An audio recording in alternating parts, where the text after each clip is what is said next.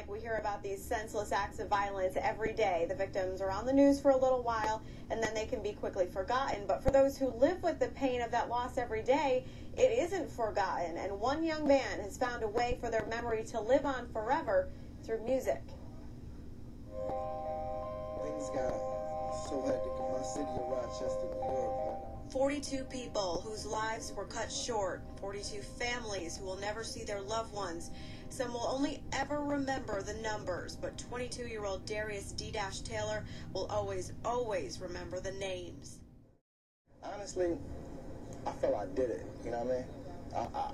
I feel like I actually kept these people's name alive. Alive in a song Darius wrote and recorded and posted to YouTube called Roc City Obituary. In it, the names of 42 people murdered in Rochester. I no longer pray for myself and my family. I also pray for my enemies, and I pray that they don't have to bury the son like my mother had to bury her son. 16-year-old Christopher Jones, murder number 44 in 2007.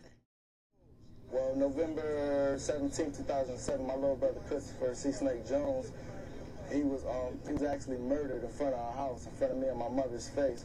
All the motivation Darius needed to write this song, hoping to end the violence, hoping to stop the numbers. Till we meet again, I'ma miss you, Holmes. Rest in peace to my little bro, Chris Jones. Then there's murder number 10 this year, Larry Butler. On the news, they said Larry was found in the pool. She was only 17 and she ain't even finished school. He mentioned a lot of people in the song, but literally he just kept really speaking about my child. I would never think anybody would make a song on there for me. Darius said the song is for everyone. Everyone who knows the pain of violence. Everyone who wishes it would stop. You don't know what death is till it hits you. And don't think it won't happen to you. Because I thought that same thing. And now my best friend is gone. Forever. Extremely powerful words there. You might be wondering why Darius chose to use 42 names.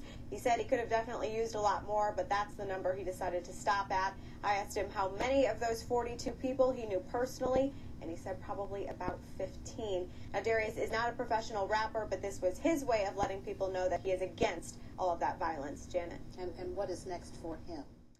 Well, Darius, along with his mom, who you may have seen in that story as well, they're involved in an organization called Roc the Peace. They do have an event coming up soon, and Darius plans to perform his song for the first time in front of a crowd.